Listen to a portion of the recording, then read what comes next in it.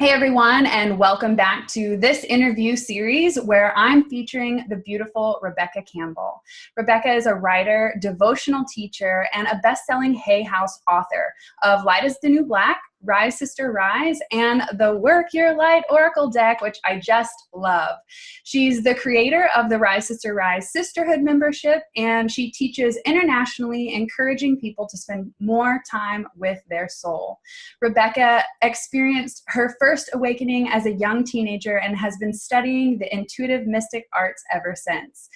Through her work, Rebecca guides us to connect to the inner temple within and turn our soul's whispers into grounded action. Rebecca draws upon ancient lineages in her work, such as Mother God, Bhakti, shamanism, and the priestess paths. Her work is activating and initiatory. And just to kick this conversation off, this morning I drew the initiation. So I just wanted it to be perfect for this conversation because, you know, the whole purpose of Shine School is to start helping those light workers who are awakening, who are starting that initiative path. And it is a scary journey. It's dark, it's painful, but it takes courage. And I think that what we talk about here today is going to help to inspire those who are on their path. And the whole purpose of this conversation is to inspire people to overcome their fears of sharing their soul's voice so they can step outside of the spiritual closet and into their light working purpose. And Rebecca, something you say, niggle. I've never heard this word before, like that niggling calling. So can you talk about what the niggle is? And that's typically the beginning of the initiation, would you say? Mm-hmm, totally. So it's really, I think that when we receive any intuitive hunch, which is really what it is, it can be a little bit confronting at first, particularly if it's calling us to change things in our lives. The thing about us as humans, not just women, all human beings, we're cyclic beings, meaning just like the rest of nature, we're not meant to stay in one place forever, one shape forever, we're not meant to look in the same for any moment more than just right now. And in the society that we have been raised in, we have been taught to really try and keep things as they are. It's certainty. It's like consciously creating our lives. However, that's not how we're built. And so one of the things that I teach on is intuition. And my teachers have always taught me that to trust your intuition, especially when it doesn't make sense. And that's why it can feel uncomfortable. It's why it can feel like, oh gosh, am I really going to do this? That's why it takes courage to answer your intuition, because often we're not presented with the step-by-step plan for the path that we're being called to walk. I think you bring up a good point, is that we don't know step 5, 6, 55, 100, but so many people feel like they need that reassurance of step 1000 before they even take step number 1. So yeah. I feel like fear holds them back. So what is that advice you have for that person who's like, I need that certainty? Because like you said, life is ever changing. And to be honest, I also drew the Wheel of Fortune card to go with it this morning, because I drew from my traditional and then my oracle. And the fact that you're tapping on that is obviously meant to be brought up, that everything is changing. And when we resist change, we resist life, because it's happening moment to moment. Totally. So, first of all, when you feel afraid or unsure or whatever, the first thing to recognize is this is totally normal. One of my favorite quotes is by Stephen Pressfield, who's an amazing writer, and he writes on the creative process, like being a writer. And as far as I'm concerned, I see the creative process and intuition coming from the same place, right? So if we're trusting our intuition, it requires just as much courage as the artist's leap. It feels like we're leaping into the void often as an artist, as a writer, as a creator, because it requires faith to create something. Creativity is putting two things together that haven't been together before. So that requires faith, because there is not a step-by-step plan and template. And so, of course, it's going to feel like we're going to feel a little bit unsure if we're allowing ourselves to be led from our intuition. So Stephen Pressfield said this amazing quote, and I'm going to paraphrase it now, but it really had a big impact on me. He said, the more important a call is, like a soul call is to your soul's growth, the more resistance you're going to feel around it.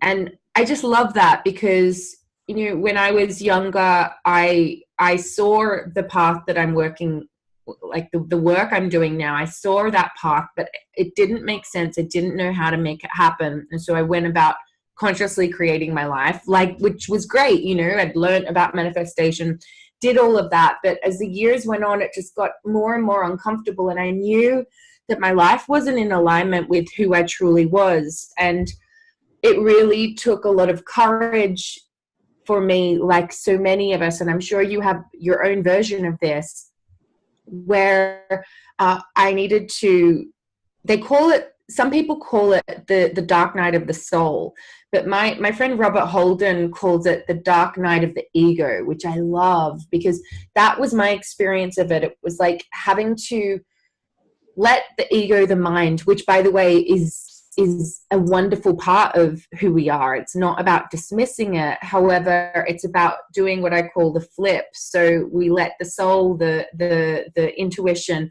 guide us, and then the ego support that. It was one of the things my teacher, Sonia Choquette, taught me of like leading from your intuition and then letting your mind and your ego and your human self back it up. You know, both are just as important as the other. But in, you know, Einstein said that the intuitive mind is a sacred gift. The rational mind is a faithful servant. We've created a society that dismisses the sacred gift and worships the servant. And so this is like we're really retraining and reprogramming ourselves to trust that innate wisdom that is our cyclic nature, that same mysterious force, the Shakti of life that is in the tides coming and going, the seasons coming and going, all of that. The part of us is that makes us trapped, that makes us stuck. Yeah, and something you said reminded me of the first woo-woo book I ever read, and it was Trust Your Vibes by Sonia Choquette. And she's a great teacher. Oh, she's a wonderful teacher, and she's resonated with me so deeply throughout my path, and I'm so grateful that was the first book that ever landed in my hands because I felt like I was guided in a direction that allowed me the space to forge my own path and discover what, you know, my soul was trying to teach me. And you said, you know, it feels uncomfortable when you're jumping into that artist void. And I think it's because, you know, as light workers, we're here to create something that hasn't been created, like you said. And because it hasn't been created, we get scared. We're like, but you know what, how do I do it? And how will people receive it? But that's not the point of creation. It's the fact that it's not there and you're being called to honor that. And I think, oh, go ahead. I think as light workers, as creatives, as teachers, particularly those who are called to teach, it's like, you know, we're living in such interesting times where and someone I know recently reiterated this in a perfect way, where they said, you know, when we recognize that we're remembering the ancient wisdom, we're reconnecting to the ancient lineages, and through our unique voice, it's coming through in a different way. But the wisdom has always been here. And so we're surrendering to that and honoring that which always has been. It's amazing. Like, that's when you surrender back to that. And I think for those who are afraid to share the voice, it's like recognizing that these whispers have always been here. And it's up to us, if we choose to, if we're called to study and honor the lineages that have come before, and then let them whisper through us in the way that is authentic to us. Yeah.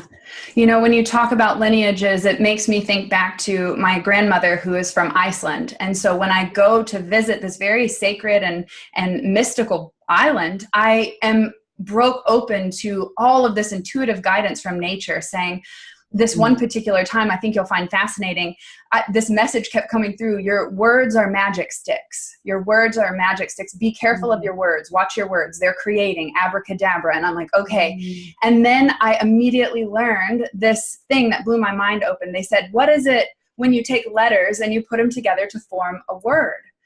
It's called spelling. Yeah. Right? And then it just hit me like, oh my gosh, our voice, our words, our song, our message, like, is creating, and we don't even realize that. We take that so lightly. And something that I read from you, Rebecca, was about singing. And when I first tried automatic writing, of course I asked the question, what is my soul here to do? And the answer semi-surprised me. It was sing and teach. And I took it literally, like, oh yeah, I need to stop like just singing in the shower and just be more vocal about it. But our message, our words, our story, our actions, that's our song. That's you know, our gift to the world. And so what are your thoughts on that? You know, as someone who is here to teach, is here to create and inspire, I believe that we all have that inside of us. So how do you awaken that inner connection to the divine that wants to express through you? Well, I feel for all of us, it's different and different at different times. So you're talking about singing, like chanting has been such a big part of my practice. Literally singing has been part of my personal journey. And it also is through my work, has been around that fear of speaking, really, that fear of sharing the voice. And, you know, my particular, because where I come from, my work is really all about encouraging people to spend more time with their soul, live a soul-led life, let that ancient part of them lead them. And so I'm always going to look at it through the lens of the soul. And so for me, where I come from with that, as well as the ancestral piece, is looking at that unique soul history. And for many, many people who are called to create and heal, I do find that there are many who do have a lot of they're called to do a lot of work around healing that fear of speaking out, healing that fear of being seen, healing that fear of really, like, letting themselves be visible. And so that's also been a personal journey for me for decades. And literally the practice of chanting, I chanted I studied in the kirtan tradition, and I mean that study is never ending. There's always like so much more to discover there, and to learn. Like even just the tradition of kirtan, of bhakti yoga, there is so many different Indian ragas, like these compositions which evoke different moods. The language of Sanskrit as well, it's such a precise language where it was downloaded in full and then passed down by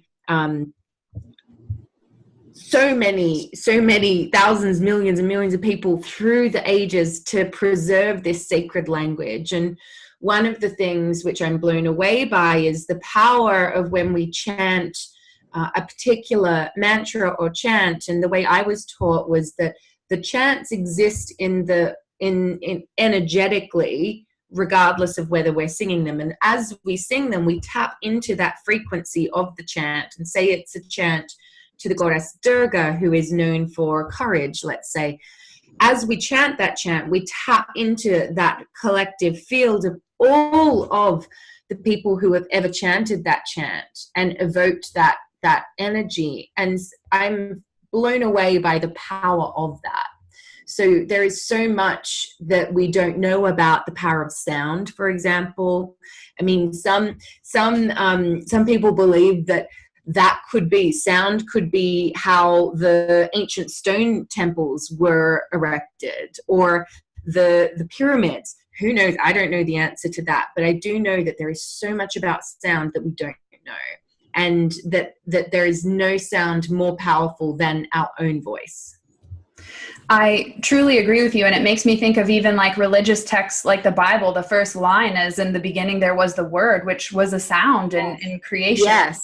And when I was born, I came out with my umbilical cord wrapped around my throat. And as I've awakened and come to remember this wisdom within me, I know that the singing part is the healing part of this, of my creative expression. Because of course we all know our gifts, our passions, our talents, our dreams inside, whether we're pretending to believe it or not, but it's the courage to get it out into the world to make the change. And it's been it has been a lot lifetimes of healing from what I believe to be hung in a past life for speaking my truth, and having to overcome that in this life, knowing that it's more safe now than ever for us light workers to come out and start sharing that wisdom on a more wider scale. I think it's been hidden for only certain people for so long, and I think it should be offered to everyone, because we are all it. We are none of us are different. And so I want to talk a little bit about our purpose as a light worker, or even if you don't even identify with the term light worker, you're here, so there's a reason. And what I believe, Rebecca, is that our purpose is to experience joy. And if we can tap into that energy of joy, no matter what expression we're doing it, whether it's singing, teaching, cooking, hugging someone, listening to someone, whatever it may be, if we're in that state of joyfulness and love, then we're serving our purpose. So what are your thoughts? Yeah, absolutely. I think, ultimately that is everything, right? I think we can make it more complicated than that. I think for some people, they may be called to. So I think the purpose is joy, and that sometimes being human is hard, So joy is different from happiness. Let's say joy is like, I think I heard Oprah differentiate the two. So I think Google the video on Oprah and joy and happiness, but essentially she said that, and I apologize if I get this wrong, so it's my interpretation of this, but as if joy is like this deep seated feeling, whereas happiness is like, I'm happy today, happiness. I do believe we are here to grow as souls. I do see Earth as this like school for the soul, and I do believe that rock bottoms, cracking opens, deaths, births, all of that, the extremes of life and the polarity of life is also part of the purpose here. And so, because I think what I see a lot of people doing is using spirituality to try and avoid those extremes of life, like the bad extremes, and seeing the bad extremes as somehow, whether it's injury or whatever, like as if maybe we've failed because, what's the body trying to and many cases that is the case.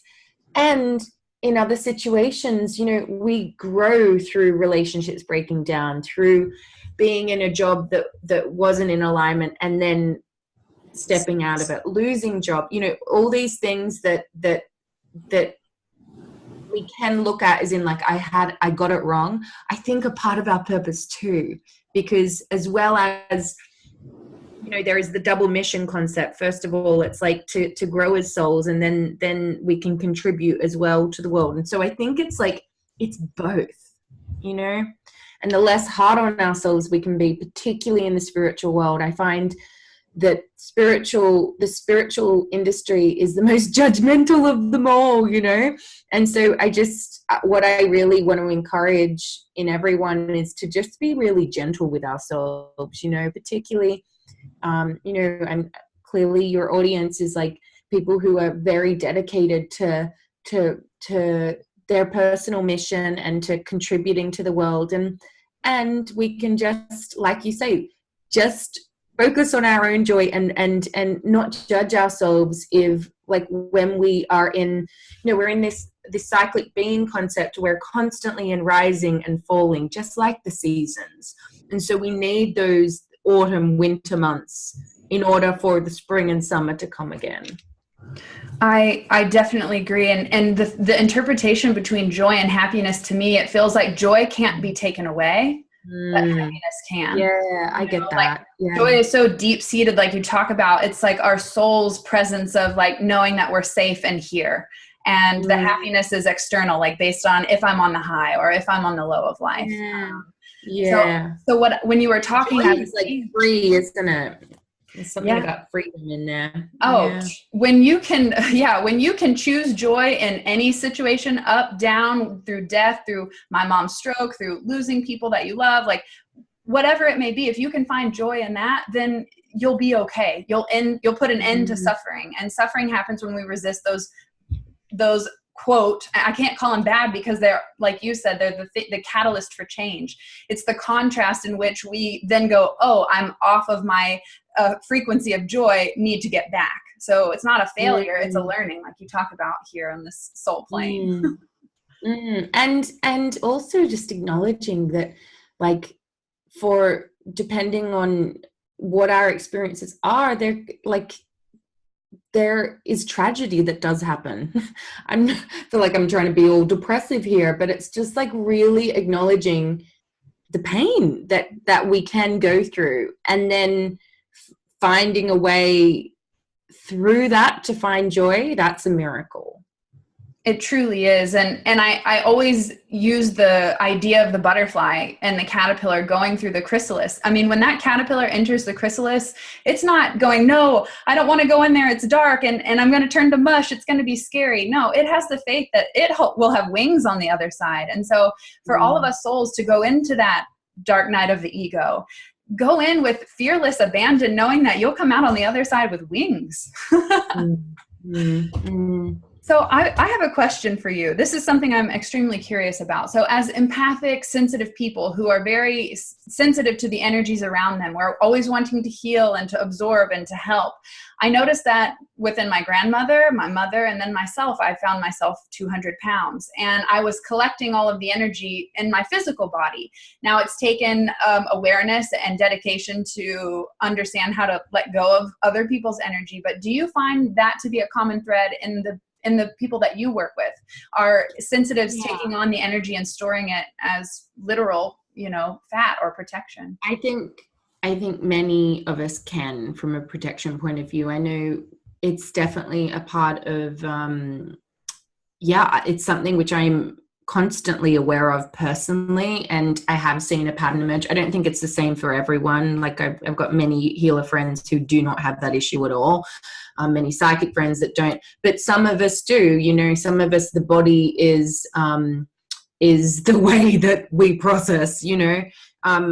And like your journey with it sounds amazing. I definitely can see how personally and with many people, many clients, that we can use our body can really be this protective barrier from the world, totally, particularly if it's like, oh God, the voice is going out, the audience is getting bigger. Absolutely.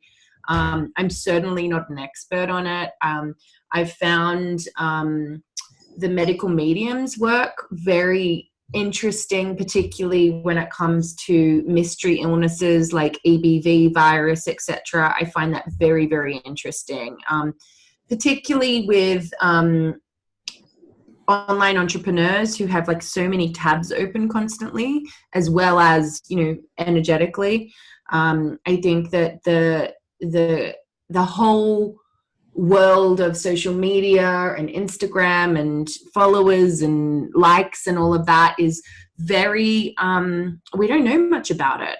It's so new that, like, who's to say what energetic I'm very curious to in the future find out studies on what energetic effect that has on us. So I'm fascinated and like I'm a beginner in the learning process with all of that, but I see it.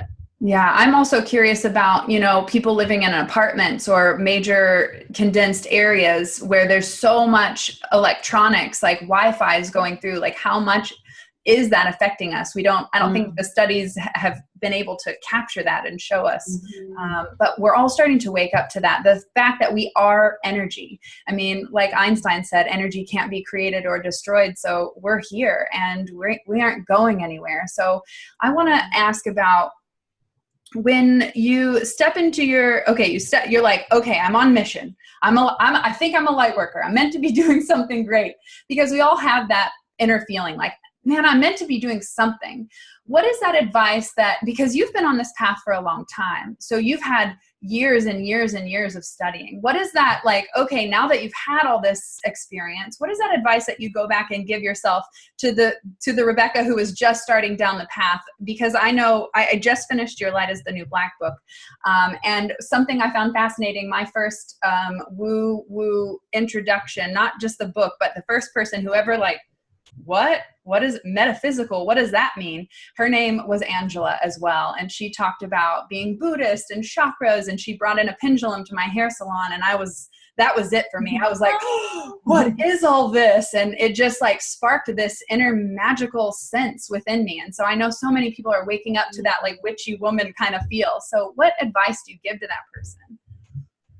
Well, first of all, do you mean like specifically to those who feel called to do something with it? Yeah, absolutely. Just someone who's starting to wake up, like, okay, I'm waking up. I know I'm meant for something, but now what? Yeah. So I think the first thing is to recognize that feeling that you're experiencing, it's an awakening. And awakening, the word is very interesting. It's about waking up, like remembering. So recognizing that something, there is a shield that has, or a veil which is dropped, right? And to, first of all, because I think that when you first awaken, first of all, awakening, it sounds very exciting and very like, whoa, rainbows, unicorns. In my experience, awakenings are not pretty, because what's happening is that the way that we did perceive the world is completely changing. Often we can feel we can experience grief because relationships that we were in don't resonate as much. Also, we can feel very misunderstood because we're discovering this whole new world and who we really are, and those people in our life that we thought loved us don't understand or see us. Now, the thing to recognize when you're going through that is that you're the one who's changing. So to really take the pressure off the people in your life to change with you, I think that is the most important thing.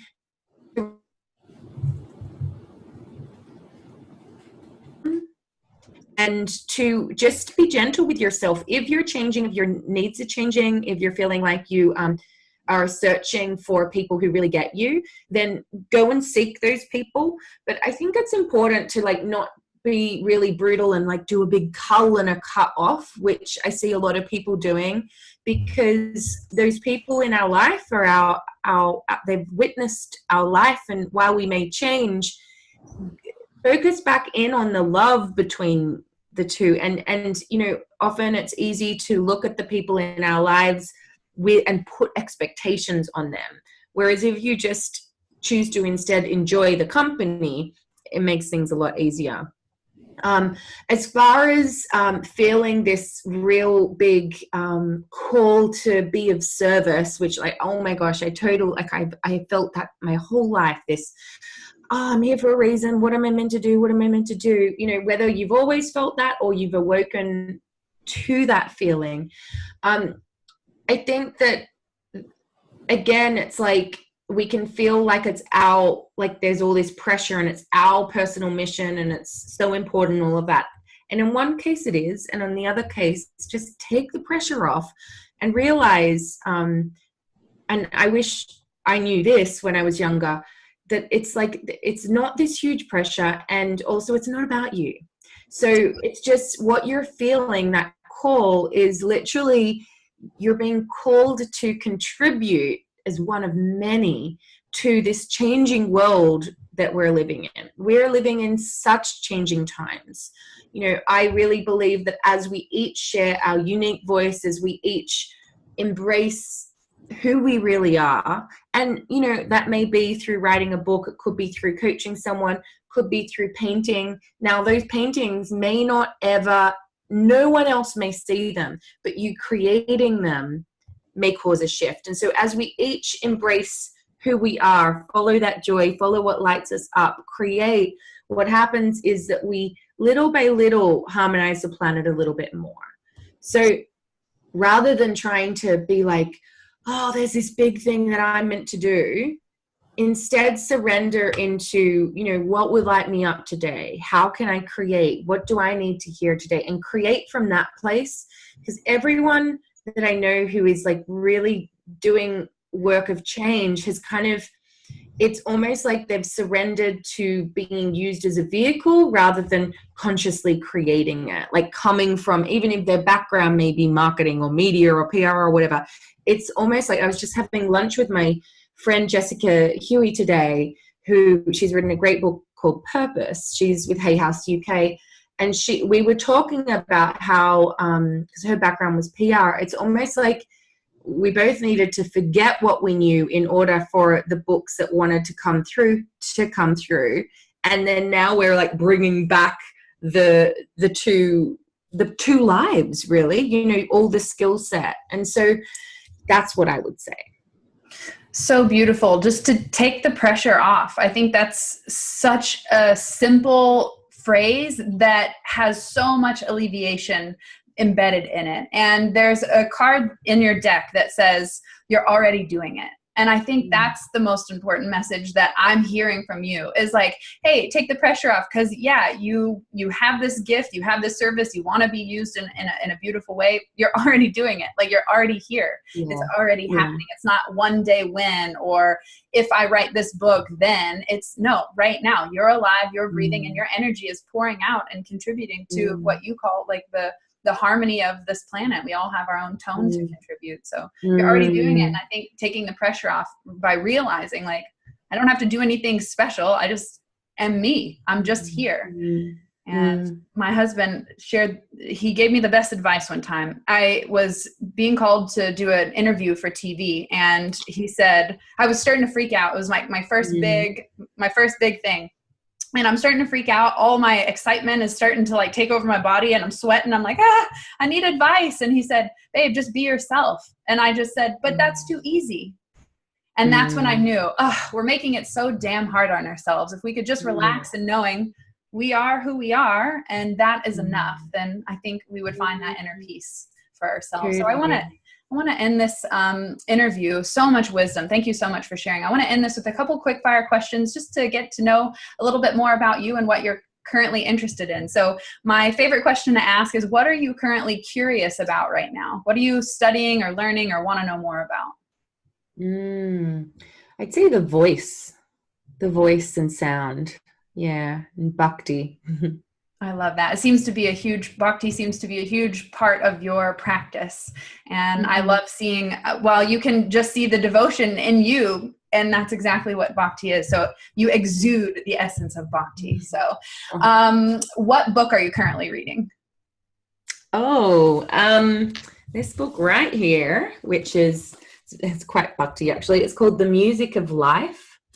And it's by an Indian author who is called Hazrat, I hope I get this pronunciation right, Inayat Khan. And yeah, he comes from the Sufi tradition, and it's so beautiful.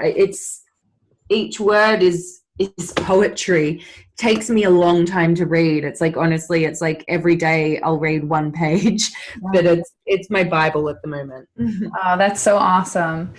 If you were going to have a billboard on the side of a highway, what message would it say? I'd say probably remember who you are. I love that. And what's your next step? What's your next big plan? Your creation? If you're willing to share, what are you going for? Yeah, sure. My next creation is I'm doing some more oracle decks and another book. Beautiful. Well, I'm excited. I have to be honest. Your oracle deck is one of my favorites. I've been reading tarot for many years. That was the practice that my soul clung on to in the beginning. Amazing. This has been one of my favorite decks. It's so easy to read from and channel through, and it has so much wisdom. So I can't wait to see what else you create.